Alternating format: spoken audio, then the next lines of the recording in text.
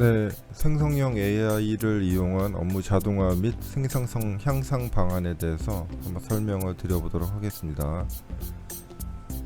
저는 디지털 변화 관리를 하고 있는 조코디라고 하고요. 구글 공인 강사 그리고 현재 인덕대학교 교양학부 교수로 재직 중에 있습니다. 유튜브 조코디의 스마트워크 세상도 운영하고 있습니다.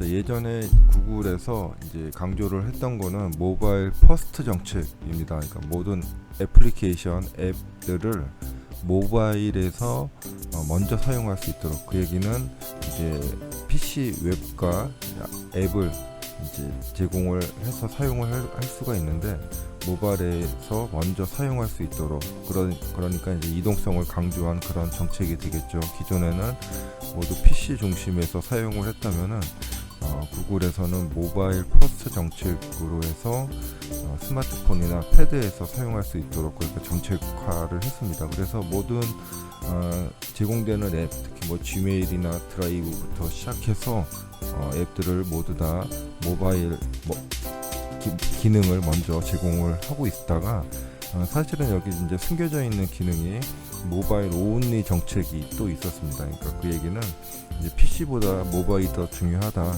뭐 그런 식으로 해서 모바일 온리 정책으로 진행을 하다가 코로나 이후에는 이제 AI 퍼스트라는 정책으로 지금 추진하고 있습니다. 모든 제공되는 서비스에 AI가 먼저 제공될 수 있도록 강조를 한 기능이 되겠고요. 이제 사실은 이런 기능이 MS의 코파일럿이나 MS의 이제 AI 기능하고 차별화되는 포인트라고 저는 생각이 듭니다.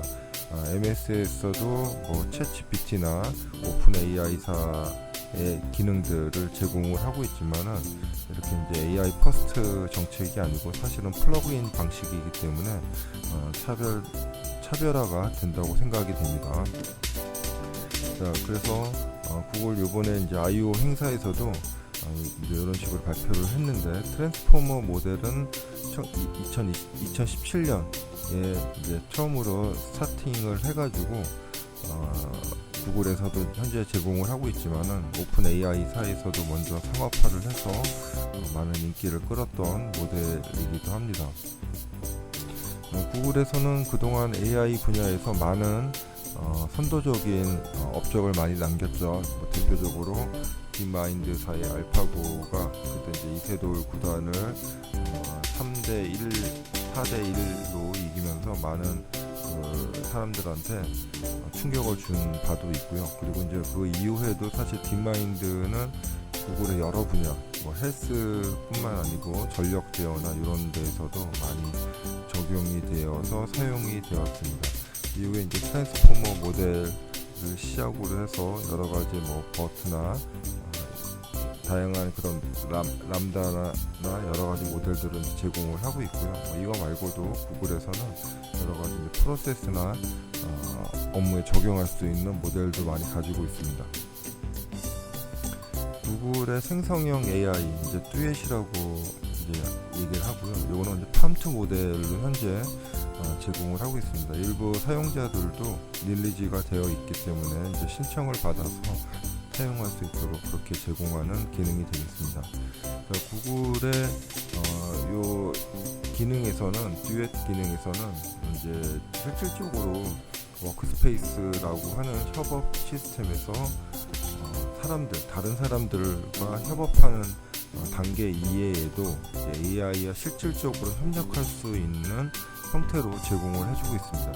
구글 워크스페이스가 MS 오피스랑도 많이 비교가 되고 있지만은 실질적으로는 협업 서비스, 그러니까 어떤 일을 할 때 다른 사람과 함께 작업할 수 있게 도와주는 그런 서비스이다 보니 이렇게 AI와 협업하는 환경도 쉽게 적용이 되는 것 같습니다. 두 번째로는 그 생성형 AI의 이제 다양한 내용들이 이제 구글의 워크스페이스 부분과 이제 합쳐질 수 있다는 얘기가 되겠죠. 뭐 예를 들어 글을 쓴다거나 아니면은 뭐 그림을 그린다거나 이런 것들이 일반적인 우리가 생성형 AI 기반이 아니고 나의 실질적인 내가 가지고 있는 나의 데이터를 기반으로 하기 때문에 더 강력하다고 생각이 됩니다. 구글 워크스페이스에서는 다양하게 사용할 수가 있는데요. 기본적으로 글쓰기, 다양한 콘텐츠를 만드는 거, 그리고 시각화, 그리고 커넥션 할 수, 연결할 수 있는 거, 또 이제 구성할 수 있는 것들을 모두 다 지원을 하고 있습니다. 자, 글쓰기에서는 기존 작업을 이제 다듬거나 시작하는 데 도움이 될 수가 있습니다. 생성형 AI도 요즘에 잘 쓰시는 분들을 보시면은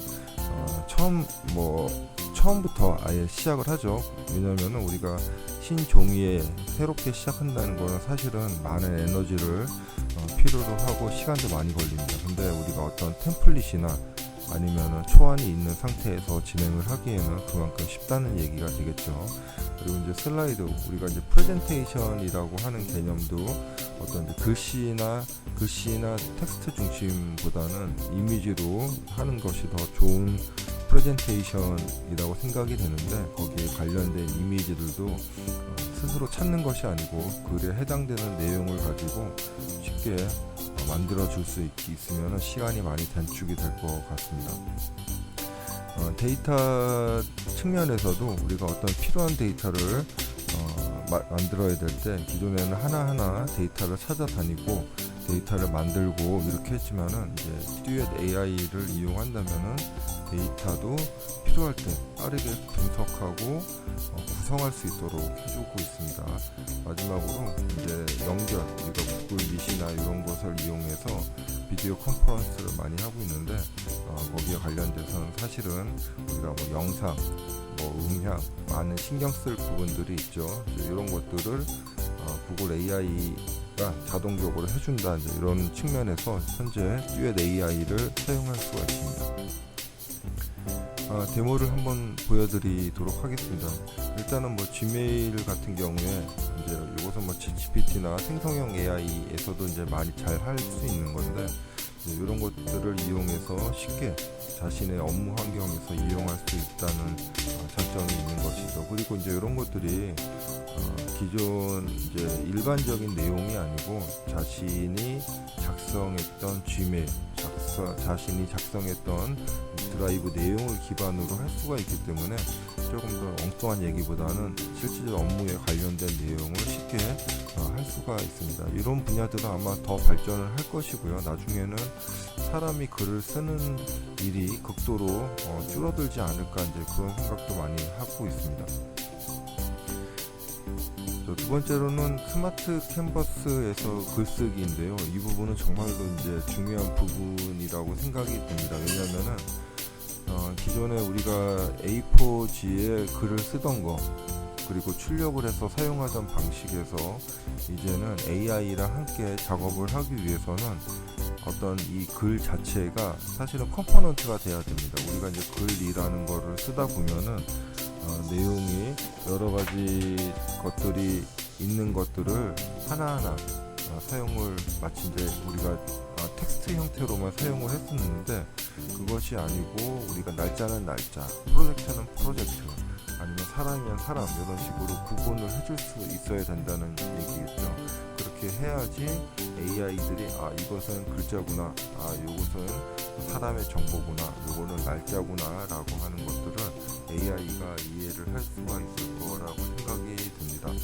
그래서 이제 스마트 캔버스, 쉽게 설명드리면은 노션 같은 개념으로 작성을 한다라고 보시면 되겠고요. 그렇게 생각하시면은 이제는 A4라는 이제 개념을 조금 뛰어넘어야 되지 않을까 생각이 듭니다.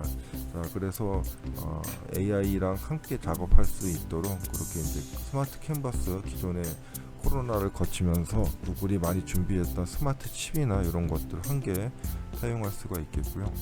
구글 슬라이드에서 사용자 정의 이미지도 시각화를 할 수가 있습니다. 이제 간단한 단어들, 프롬프트를 하면은 관련된 내용들이 체계적으로 만들어질 수가 있고요. 이제 이런 거는 생성형 이제 AI를 이용해서 시각화할 수 있다는 것을 의미를 하겠습니다. 자, 구글 시트, 구글 엑셀인데 이것도 이제 한 땀 한 땀 사람이 분석하고 데이터를 모으고 하는 단계는 좀 지난 것 같고요. 이것도 어느 정도는 자동화해서 필요한 데이터, 회사나 관련 기관에서 필요한 데이터를 수집을 하고 그 데이터를 자동으로 분석하고 이런 것도 이제 AI가 하지 않을까. 기존에 이런 거는 사람이 해야지라고 생각했던 것도 지금 되돌아보면은 굳이 그런 걸 사람이 해야 됐었을까라고 하는 것들도 많이 보이고 있는 것 같습니다. 자, 구글 밑에서 보면은 이제 여기에도 AI 부분들이 사실은 많이 들어가 있죠. 뭐 이렇게 지금 보시면은 화면을 밝게 한다거나 뭐 음성을 정리한다거나 뭐 이런 것도 있었지만은 이미 트랜스포메이션이 아니고 이제 트랜슬레이션, 우리가 음성을 텍스트로 전환하고 이제 번역을 하고 이런 부분들도 많이 들어와 있습니다. 그리고 뭐 사람이 있으면은 자동으로 포커싱하고 이런 것도 이미 AI 분야에서 많이 적용이 돼서 안전하고 그리고 편리한 그런 업무 환경을 현재 제공을 하고 있죠. 자, 생성형 AI를 이용한 이제 업무 자동화 및 생산성 향상 방안에 대해 설명을 드리면은 이 AI를 쉽게 말씀드리면은 뭐 대학원 한 1, 2학년 정도 학생이라고 생각을 하시면 되겠습니다. 이 친구들하고 잘 일을 하기 위해서는 일단은 회사 정책적으로 우리가 어떻게 이 AI를 이용할 건지 합의가 되어야 되겠죠. 그냥 뭐 누구는 사용하고 누구는 사용하지 않고 이제 이러는 것보다는 우리 모두가 특정 분야 어떻게 사용을 할지를 결정을 하고 또 이제 AI가 작성한 내용들을 우리가 어떻게 이용할 건지에 대한 정책도 정의를 사전에 할 필요가 있다고 생각이 듭니다. 두 번째로는 우리가 이제 AI가 접근할 수 있는 공간은 클라우드라는 공간이죠. 그렇기 때문에 이런 공간에 우리가 데이터, 콘텐츠가 있어야 된다고 생각이 되고요. 이제는 문서라는 개념은 좀 벗어나서 콘텐츠라는 개념으로 전환해 있어야지 AI랑 실질적으로 우리 지식을 교환하고 생성할 수 있다고 생각이 듭니다. 세 번째로 마지막으로 협업 문화가 조성이 돼야 됩니다. AI도 하나의 어떤 주체, 작성할 수 있는 주체이기 때문에 모든 사람이 그냥 자신의 업무를 정리를 하고 어떤 부분을 AI에 작업을 시킬 건지 이런 게 협업이 되지 않는다면은 우리 과거에 사람들하고 협업할 때 어려운 것처럼 AI와도 협업하는 게 쉽지는 않을 것 같습니다. 물론 이제 AI가 뭐 못한다고 얘기를 하고 그러지는 않겠지만은 좀 더 효율적으로 하기 위해서는 협업 문화가 조성이 돼야 되겠습니다. 자, 이제 미래 업무 변화에 대해서 한번 살펴보겠는데요. 미래 업무 이제 데이터 분석 이런 것들도 이제는 사람보다 더 AI가 잘할 수 있죠. 우리가 뭐 알파고 같은데 벌써 7년, 8년 전에 경험을 했지만은 데이터 분석, 뭐 빅데이터, 뭐 ML 뭐 이런 거 AI가 더 잘할 수가 있습니다. 특히나 우리가 데이터 분석할 때 탐색적 데이터 분석 이런 것도 AI가 더 잘할 수 있겠죠. 두 번째로는 애플리케이션도 사실은 이제는 직접 한 땀 한 땀 우리가 개발하고 이런 단계도 지난 것 같습니다. 그래서 뭐 버텍스 AI나 아니면 프롬프트를 이용해서 필요한 애플리케이션을 작성을 하지 않을까 이렇게 생각이 됩니다. 뭐 미래에는 뭐 자바로 개발하는 것이 아니고 프롬프트로 필요한 내용을 전달을 하면은 AI가 이제 만들어주는 형태 이런 형태로 진행이 되겠죠. 자, 우리가 이제 워크플레이스라는 개념으로 접근을 해야 되는데 이제 거기 가장 대표적인 것이 우리가 기존에 문서라고 했던 그런 것들입니다. 이제 문서라는 것은 기존에 혼자서 작업을 했던 공간인데 이제 문서라는 개념보다는 워크플레이스 그 한에서 우리가 정보를 정리한다. 대표적인 게 여러분이 알고 계시는 구글 닥스가 되겠죠. 구글 닥스는 문서라는 개념으로 접근하시면 안 됩니다. 워크플레이스라는 개념으로 해서 거기 안에서 다른 사람과 함께 일을 하고 함께 필요한 뭐 플랜을 만들고 이제 이런 식으로 작업을 한다 이런 개념으로 이해를 하셔야 될 것 같습니다. 자, 이것은 이제 최근에 코파일럿 MS의 코파일럿에 대한 그런 형태이고요. 이제 주로 이제 플러그인 방식으로 진행이 되지 않을까. 점점 더 좋은 모델, 더 좋고 이해를 많이 하겠지만은 당분간은 코파일럿 형태에서는 대부분이 이제 마이크로소프트 365에 플러그인 돼서 제공되는 형태일 거라고 생각이 됩니다. 이렇게 해서 이제 간단하게 설명을 드렸고요. 또 궁금하신 분 있으면 질문 주시면 답변 드리도록 하겠습니다.